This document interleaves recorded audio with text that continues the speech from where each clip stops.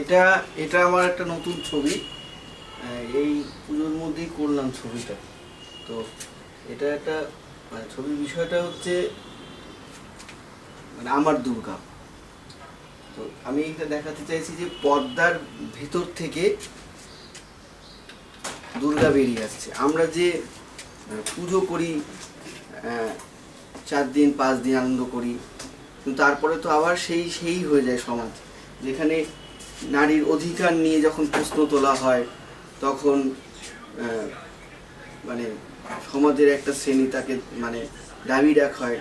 এবং দেখা যায় সমীক্ষাতে দেখা যায় আমাদের মতন গরিব দেশগুলোতে, যেখানে উন্নয়নশীল দেশগুলোতে, তৃতীয় বিশ্ব সারা সারা তৃতীয় বিশ্ব জুড়ে মেয়েরা সব থেকে পিছিয়ে।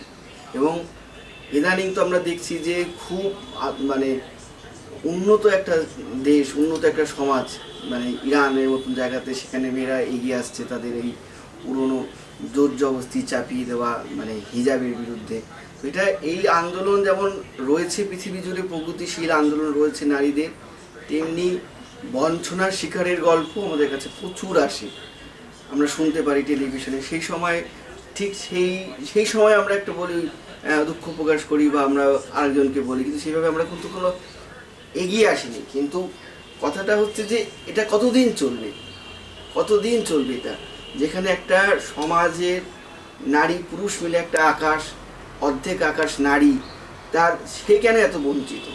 তো আমার দুর্গা পাড়ার একটা মেয়ে হতে পারে, আমার দুর্গা স্কুলে যাওয়ার একটা মেয়ে হতে পারে, যতক্ষণ না সে আলোর দিকে না আসছে, পদ্মা সরে যে আলোর দিকে না আসছে। আমি সেটাই দেখাতে চেয়েছি যে একটা ভোরের আলো পড়ছে, সেজে গুজে সে নিজেকে ভালোবাসছে, সে বেরোবে, সেই যে উচ্ছ্বাস, একটা তরুণী যার বয়স 16-17 বছর, সেই আনন্দটা কিন্তু একটা সময় পর তার মধ্যে পাওয়া যায় না।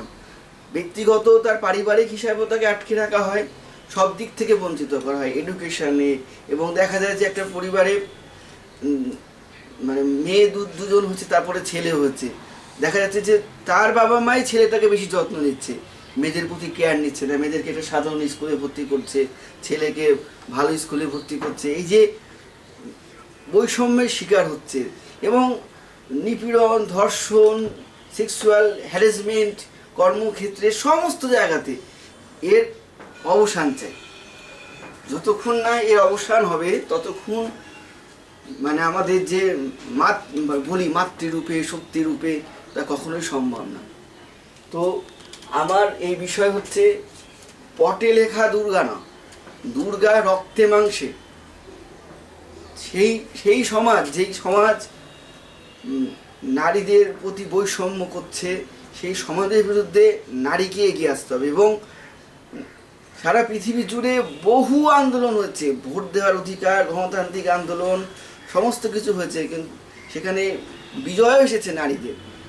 ধরুন এই যে ভ্যালেন্টিনা তেরেস্কোভা প্রথম মহাকাশে গিয়েছিল, আমাদের ভারতীয় বংশোদ্ভূত কল্পনা চাওলা, উনি মারা গেছেন। তো এরকম তো নারীদের অগ্রগতি আছে, প্রচুর রকম অগ্রগতি আছে, কিন্তু তা সত্ত্বেও দেখা যাচ্ছে মধ্যবিত্ত হোক, নিম্নবিত্ত হোক, গরিব মানুষের ক্ষেত্রে হোক, রাস্তাঘাটে হোক, বাসে, ট্রামে, অফিসে, কলেজে, সব জায়গাতে একটা অন্ধকারের গল্প। তো অন্ধকার থেকে বেরিয়ে আসাই হচ্ছে আমার দুর্গা, যেন বেরিয়ে আসবে এবং যে কোনো পর্দার বিরুদ্ধে, ঘোমটার বিরুদ্ধে যদি না আসতে পারে, বা তারা আসবেই, আমি আপনি বললাম কি তাতে কখনো আসবে না হতে পারে, তারা আসবে এবং সেই অধিকার নারীরাই ছিনিয়ে নেবে। কেননা পৃথিবী এখনো অনেক বছর এই সভ্যতা চলবে। তো এই সাময়িক যে পুরুষতান্ত্রিক সমাজ, যে রক্ষণশীল সমাজ, ফান্ডামেন্টালিস্টরা যেটা চাপিয়ে দিচ্ছে, সেটা কখনো অগ্রগতি না, সেটা 2000-1500 বছরের পিছিয়ে যাওয়া মানসিকতা। তারা সমাজকে সেরম জায়গায় পিছিয়ে নিয়ে যেতে চায়। তো আমার এটাই বিষয় যে প্রত্যেকটা